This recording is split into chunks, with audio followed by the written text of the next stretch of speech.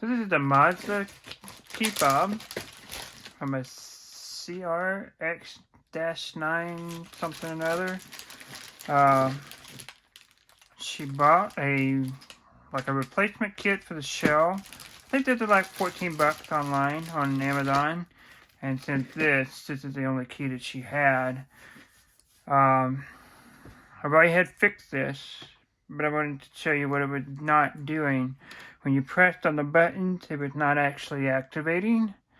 And because you can see, the light will turn on when you press on the buttons for the key fob. They were not clicking, they were just hard. So, and the light wasn't turned on. So I took the voltmeter and measured the battery and it was dead. Probably because one of the buttons had held it shut. So in this little kit that you can get from Amazon, it comes with all these parts and whatnot. So I took the membrane from the old one and replaced it with the new one, and it took care of the problem. It uses the CR1620 battery. This is a 2008 model. I would highly recommend you not to use Amazon Basic. Go with some other brand. Get Panasonic. Get something from AutoZone or O'Reilly. Just don't get Amazon Basics, okay? That's what she had, and that's what I used to troubleshoot.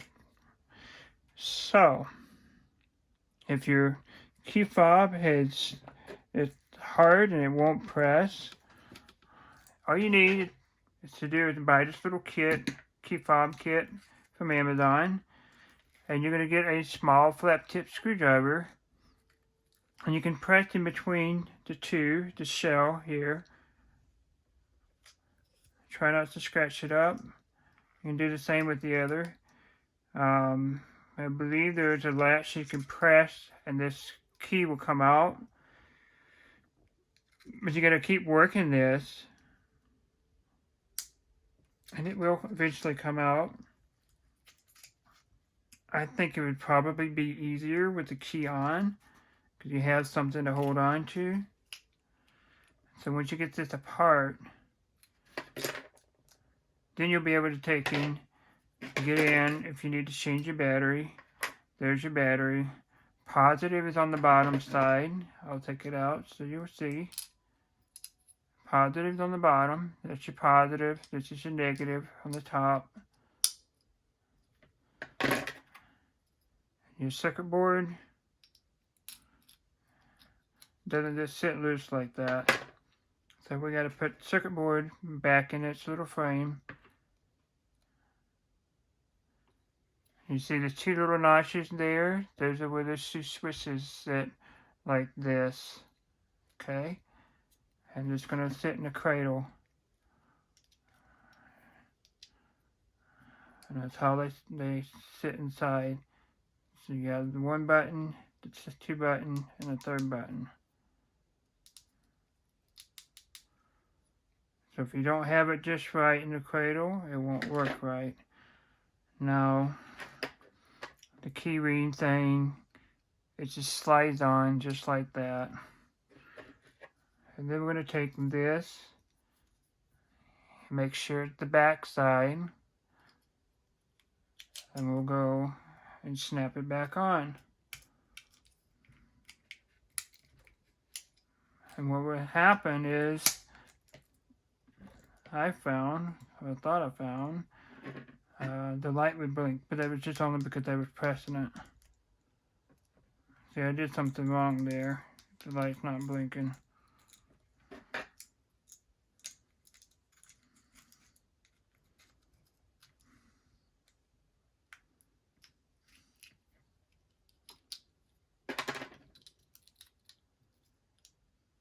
I had it upside down. So, this has to be like this.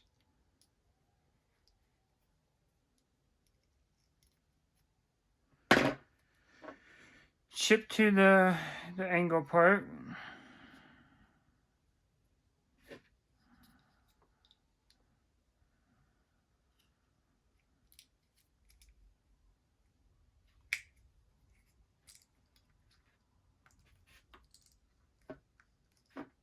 Like that.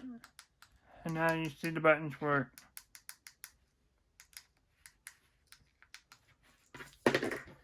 And that's your basics. If the changing the battery doesn't fix it, and changing this membrane doesn't fix it, then you change the whole housing, then you're probably going to be looking at making sure that these buttons here actually click. You can feel them click. They're going to actuate. And if they don't, then I would take a look and make sure that the battery connector here, the terminals are soldered on. 9 out of 10 times, keyfob's problems are with the battery connection.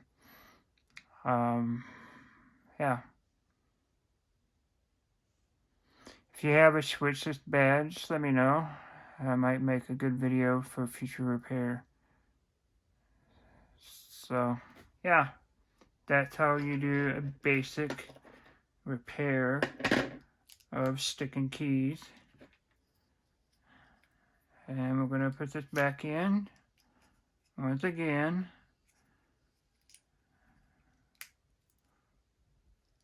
And see that it works. And it does. Cool.